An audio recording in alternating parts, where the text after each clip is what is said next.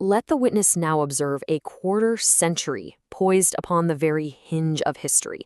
This is a time when the great edifice of the Old World would reach its most terrifying height, even as the first tremors of its collapse gave rise to the new. This is the chronicle of that moment, the violent, fiery forging of what was to come. The catalyst for this global metamorphosis was not a creed nor an idea, but a substance drawn from the earth itself, iron.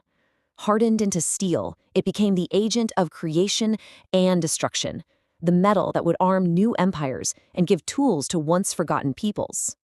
Our chronicle will journey through this world in flux. We will look at a world under Assyria, the Sargonid kings who ruled it, the empires stirring on the fringes, the revolution of iron itself, and finally, the forge of Hellas, where something entirely new was being born. So, let us begin in Mesopotamia. We travel into the shadow of the most formidable power the world had yet known. For here, the Neo-Assyrian Empire held absolute dominion, a colossus of military and administrative might unlike any seen before. And its heart was Nineveh, then the largest city on earth. From this sprawling capital, the Sargonid kings ruled an empire stretching from the Zagros Mountains all the way to the Mediterranean Sea, and it wouldn't be long before its shadow fell across the Nile itself. This was the world's first true empire. Now, how did Assyria maintain this hegemony? Through revolutionary instruments of power. It had a professional, standing army, the first of its kind. And this army was systematically equipped with iron weaponry. This was the fist of the empire. Its will was then enforced by a ruthless bureaucracy and a chilling policy of mass population relocation, a strategy designed to shatter identities, to break peoples, and to crush rebellion before it could even begin. And in this specific quarter century, the empire was shaped by the will of two great kings, a father and a son. Their starkly different acts of destruction and creation would come to define the age. The timeline tells the tale. In 691 BCE, King Sennacherib crushes his rivals from Elam at Halule, but it is 2 years later, in 689, that he turns his full wrath upon the ancient, rebellious city of Babylon. He commits an act of destruction so total it sends a shockwave across the ancient world. Then, in 681, Sennacherib is gone, and his son, Esarhaddon, inherits the throne. And by 675, he begins to reverse his father's most infamous act. Sennacherib's own words tell us everything. He said, "I leveled the city of Babylon. I turned it into a wasteland for all time." The sack of Babylon wasn't just a military victory. No, it was a psychological weapon.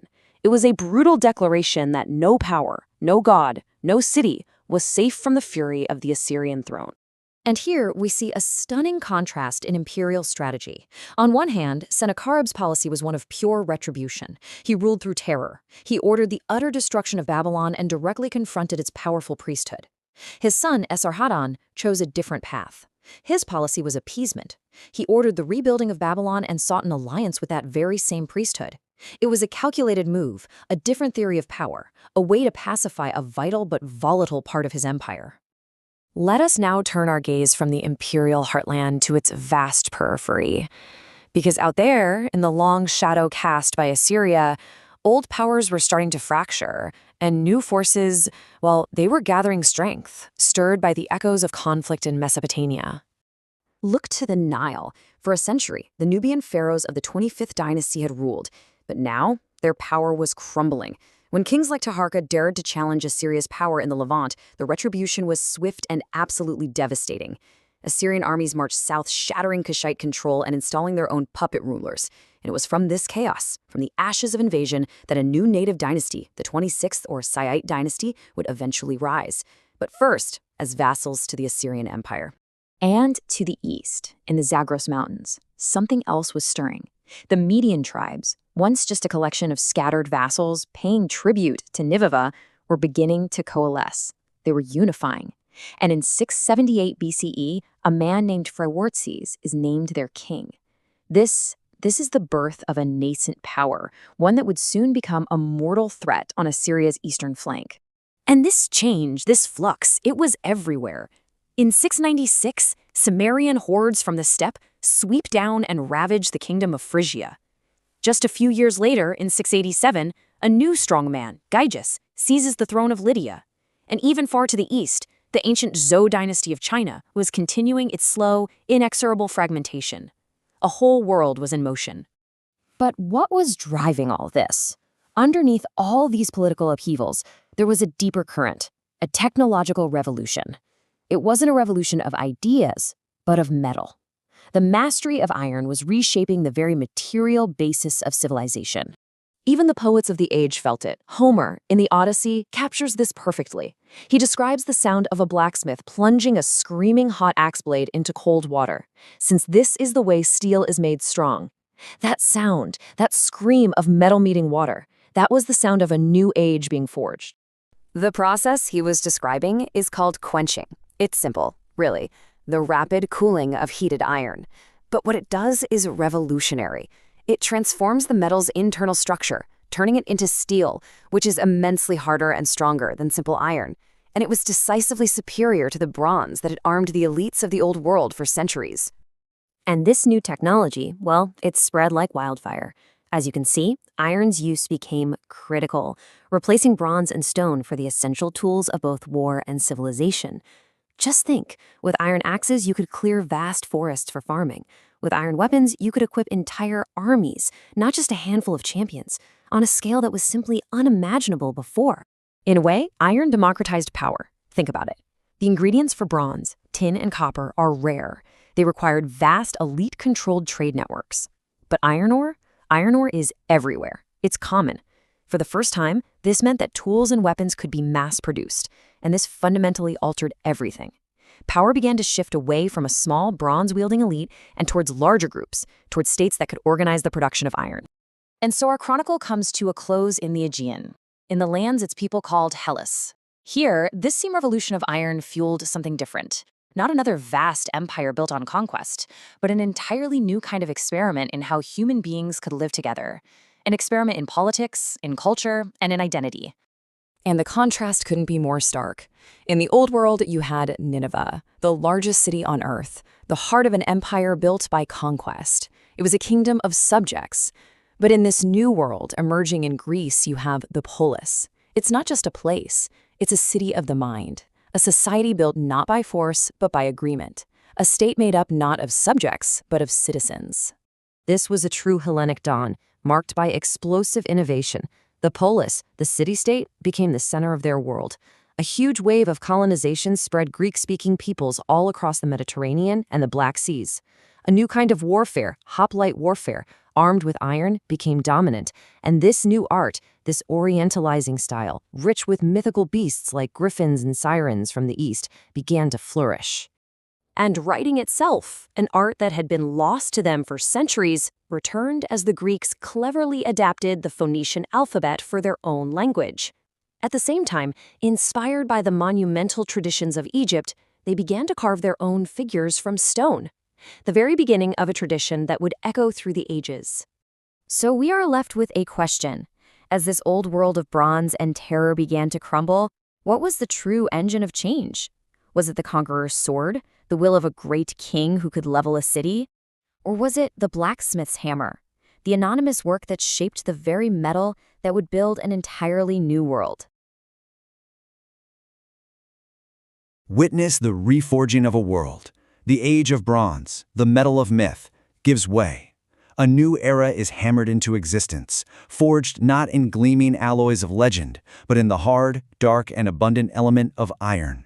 This is not a mere change of material. It is the dawn of a new paradigm. This chronicle turns to a sliver of time, the years from 674 to 650 before the Common Era. It is the archaic dawn, a period of cataclysm and creation, of an immense upheaval that would set the foundations for the world to come. The fundamental truth of this age is iron. Sourced not from rare mines, but from common earth, it grants power to multitudes, the plowshare that breaks the stubborn soil, the sword that arms the swelling host. Iron is the engine of this new world. The scale of this change was absolute. With tools of iron, landscapes were transformed and populations fed. With weapons of iron, stronger, cheaper, more plentiful, armies swelled to sizes unseen. The ancient states and the people within them could not live as they had before. At the heart of this iron world, one power stood supreme, the Neo-Assyrian Empire. From its great capital of Nineveh, its dominion felt absolute. Its armies, the most disciplined and ruthless yet known to man, cast a long shadow from the Zagros Mountains to the shores of the Great Sea. Upon its throne sat kings of terrible renown. Esarhaddon, the relentless, who breached the sacred frontiers of Egypt. He was succeeded by his son, Ashurbanipal, a man of contradictions, a scholar, gathering the world's knowledge in his great library, and a destroyer who would put that same world to the torch. Their names were a whisper of awe and terror. The ultimate prize was Egypt. The Nubian pharaohs of the 25th dynasty defied them, even casting back the first invasion. But the Assyrian war machine was a relentless tide. For a decade, its campaigns of siege and battle eroded and finally shattered the ancient power of the Nile. The fall of Memphis was more than a conquest. It was the shattering of a belief. An outside power had seized the ancient heart of Lower Egypt. The myth of the Nile's inviolability, nurtured for 2 millennia, was broken. For the first time, the valley felt mortal. Then came the final sacrilege. Ashurbanipal's legions marched south to Thebes, the holy city of the god Amun-Ra. They did not merely conquer, they desecrated. Its temples were stripped, its grandeur left a ruin. The echo of this destruction resounded throughout the known world, a testament to the absolute and terrible might of Assyria. Yet in destruction lies the seed of creation. While Assyria dominated the center of the world, on the peripheries of its empire, new societies and new forms of power stirred. In the wake of this great upheaval, a different world was taking shape. In Egypt itself, the Assyrian victory sowed an unintended harvest. The Nubian dynasty was broken, yes, but from the chaos, a native lord, Psamdik, once a vassal to Assyria, rose to power.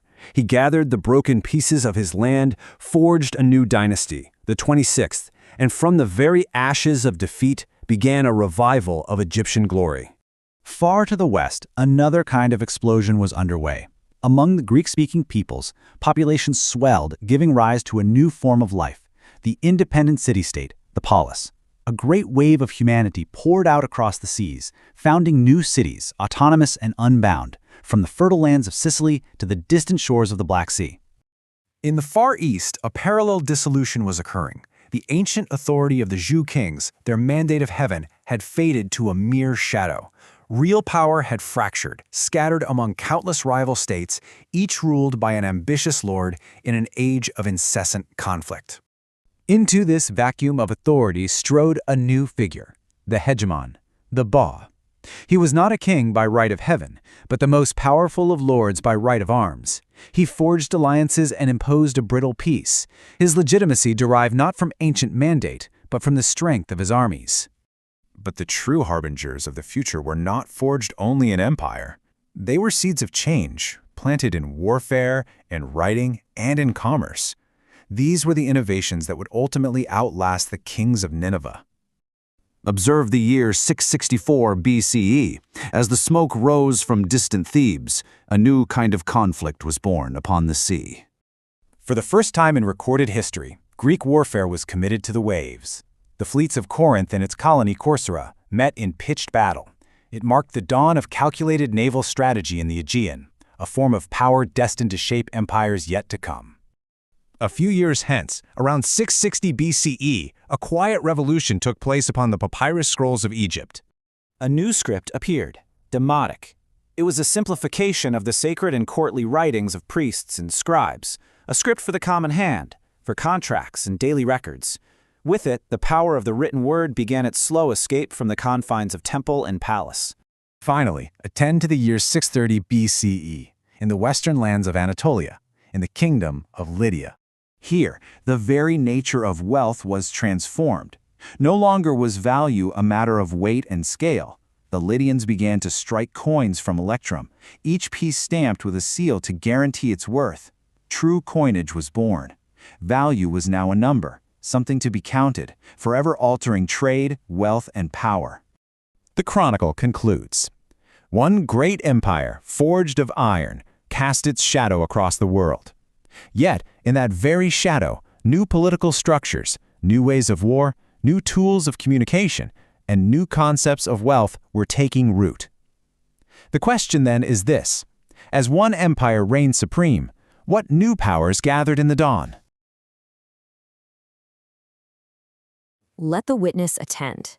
In the 7th century before the Common Era, the world itself turned upon a hinge of fate.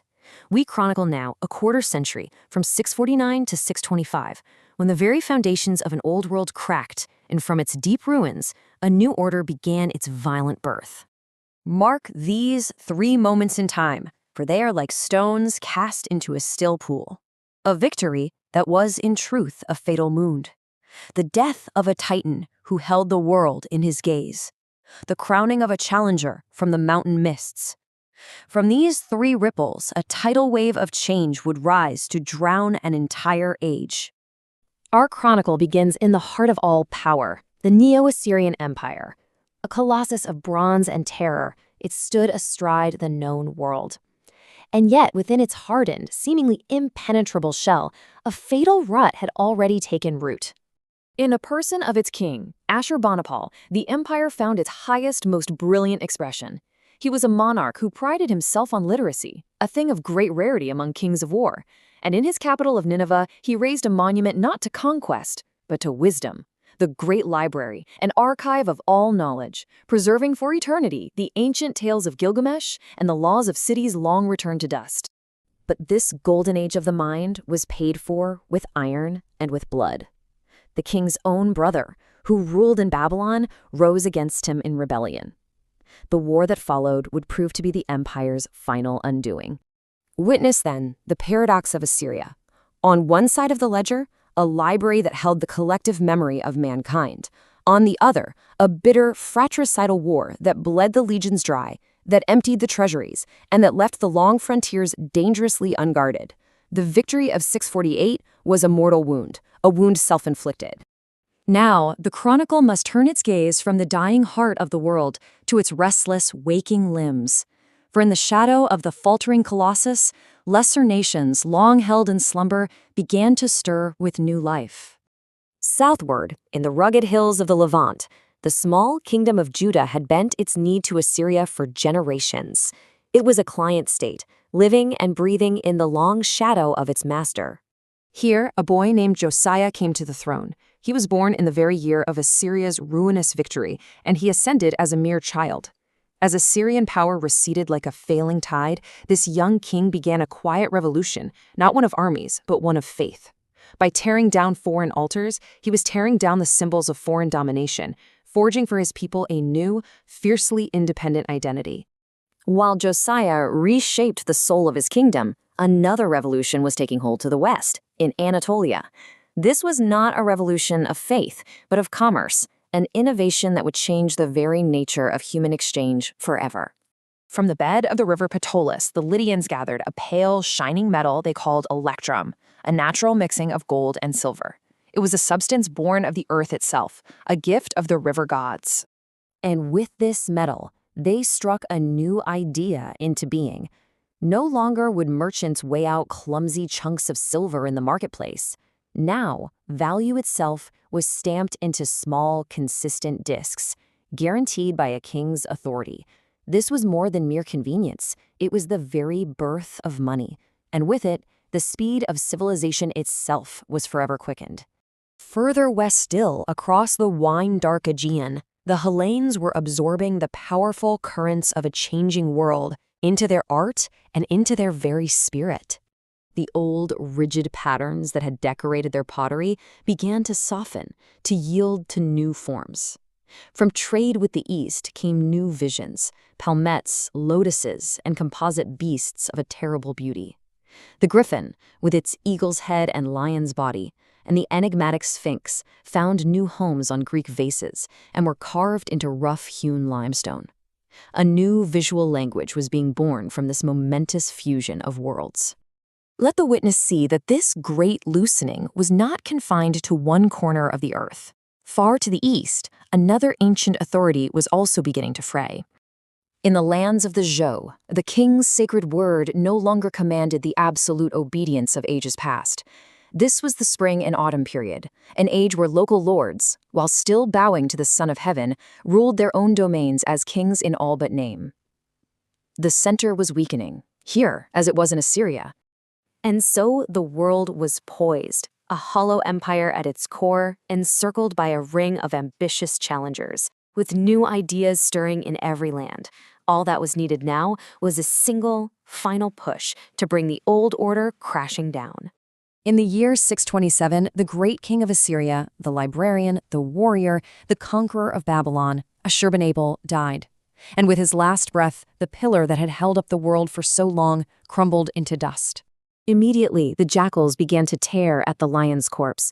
In the south, the city of Babylon, so often crushed and rebuilt, rose once more. A Chaldean warlord named Nabopolassar seized the ancient throne, declaring a new Babylonian empire. The great work of vengeance had begun. And then, from the high mountain passes of the east, a second, even greater threat emerged from the mists of history. A new king, Cyaxares, took power among the Median tribes. He was a man who understood the new warfare. He took the wild horsemen of the mountains and forged them into a disciplined killing machine, with regiments of spearmen, cohorts of archers, and squadrons of heavy cavalry. A modern army had been born, and it was pointed directly at the heart of dying Assyria. The storm had finally gathered. The winds of change were now a gale. Thus ends the chronicle of these years. The witness is left only to ponder this. When an old world is swept away by fire and blood, is the act one of pure destruction, or is it the brutal, necessary work of creation itself? Let the witness attend. This chronicle concerns a single generation, one born to an old world, who would live to see it shattered, and a new one forged in its place. This is the account of the great unraveling. In these years, between the 624th and the 600th year before the Common Era, the maps of the known world were redrawn. Ancient thrones crumbled, and from the dust, the foundations were laid for empires that would command the age to come. The revolution that underpinned this great upheaval was metallurgical. It was the mass production of iron, a metal cheaper and far more plentiful than bronze that created an entirely new economy of warfare. Iron armed vast new armies. It gave entire kingdoms the means to pursue total conquest. This was no longer a Bronze Age, it was an Anvil Age. Let us cast our gaze upon the world as it stood in the year 625 before the Common Era. It was an order dominated by a single, colossal power, an empire that seemed eternal, and yet its very foundations were rotting from within. From its heartland in Mesopotamia, the dominion of Neo-Assyria stretched from the highlands of Iran all the way to the shores of the Mediterranean and down into the Nile Delta itself. Its power was meant to be absolute, enforced by a professional standing army and a brutal policy of terror and mass deportations, all designed to break the will of its subjects. But upon the death of its last great king, Ashurbanipal, the Assyrian behemoth began to falter, and on its frontiers, long-suppressed ambitions stirred to life. In the south, Babylonia, now under a new king named Nabopolassar, prepared to throw off the imperial yoke. To the east, the Median tribes unified under a formidable warlord, Cyaxares. And far to the west, an ancient power, Egypt, had already shaken off its Assyrian vassalage, and now watched events with renewed interest. This great tremor was not confined only to Assyria's rivals. Far to the west, across the sea in the Greek Isles, a new political form was taking shape, the polis, the city-state. It sent ships out to seed new cities from the Black Sea to the coasts of Gaul. And further still, to the Far East, the authority of the Zhou kings had all but faded, ushering in the spring and autumn period. It was an age of incessant conflict, yes, but also one where 100 schools of thought began to bloom. In fact, Egypt's own Renaissance was fueled by this changing world. Pharaoh Palmstick I hired these very Greek adventurers as mercenaries to secure his throne. What followed was a swift and violent storm. The great powers on the periphery, sensing weakness at the center, fell upon the Assyrian Empire with a fury born of generations of subjugation. The end came with astonishing speed. It began in 626 when Nabopolassar declared Babylonia's independence. Just a decade later, his armies were striking deep into the Assyrian heartland. By 614, the Medes had taken the ancient, sacred capital of Assur. Only 2 years after that, the combined armies breached the walls of the great imperial capital, Nineveh, and leveled it to the ground. The final remnants of Assyrian power were extinguished at Haran 3 years later, and empire was simply erased from history. The instrument of this destruction was a pact. There, at the ruins of Ashur, the Babylonian king and the Median king met. They formalized an alliance, likely sealed by a royal marriage, with one single purpose: to see their common enemy utterly destroyed. It was this unified front that Assyria, already beset by internal strife, could not possibly withstand. As the Assyrian state made its last desperate stand in the west, a fateful encounter unfolded on an ancient battlefield. It was a collision of a rising power, a falling one, and a righteous king caught tragically between them. The year is 609. Pharaoh Necho II of Egypt marches his army north. His stated purpose: to aid the last vestiges of the Assyrian army. And yet, his path was blocked by Josiah, the king of Judah. The question that echoes down through the ages is simply this: why? The ancient chroniclers of the Book of Kings recorded the event with a stark, brutal finality. King Josiah went to meet the Pharaoh, and at the plains of Megiddo, the king of Judah was slain. His kingdom, for a time, would become a vassal of Egypt. Josiah, perhaps, saw the Babylonians as the new masters of the age. He may have sought to intercept and halt Egypt's attempt to prop up the dying Assyrian cause. He chose his ground at Megiddo, a strategic pass controlling the main route north. Now, whether Josiah sallied from his own fortress or attacked an established Egyptian base there is still debated. But the result was the same. His army was defeated and he was killed. A pious king who tragically misread the great tides of empire. And so, from the ashes of Assyria, a new world order arose. By the year 600 before the Common Era, the political map of the Near East was utterly transformed, dominated now by new and formidable powers. Let the witness observe the change. Where once the single vast territory of Assyria dominated the entire map, now 2 great empires hold sway. In the east, the domain of the Medes stretches across the Iranian plateau. To the south, the new empire of Babylon controls the Fertile Crescent. The old world is gone. The final contest for Assyria's inheritance was decided at Carchemish on the river Euphrates. It was there the combined Egyptian and Assyrian remnant forces met the Babylonian army, an army led by the crown prince himself, Nebuchadnezzar. The battle was a decisive victory for Babylon. The Egyptian army was shattered, its imperial ambitions in Asia were broken, and Babylon's position as the new hegemon was secured for a generation. And so the inheritance was divided. The Neo-Babylonian Empire, soon to be ruled by Nebuchadnezzar the Great, claimed Mesopotamia and the lands of the Levant. The Medes consolidated a vast kingdom to the north and east. And Egypt, its great foray into Asia utterly defeated, retreated behind its deserts. This created a new order, an order of 4 great kingdoms whose competing ambitions would now hold the world in a delicate, shifting balance. And yet, even as these titans contested the ruins of an old empire, other histories were quietly unfolding. Greek colonists, driven by land hunger and raw ambition, were building new worlds along distant coasts. And in the fractured states of Zhou China, great sages began to ask profound questions about order, about nature, about humanity itself, setting a course for millennia of thought to come. Thus concludes the chronicle of that single generation, an age of iron and blood that saw the fall of the seemingly invincible and the rise of the wholly unexpected. It leaves the witness to ponder a final question. When the great powers of one age are swept away in fire and blood, is the future truly inherited by the victors, or is it inherited by those on the periphery, quietly building a different world altogether?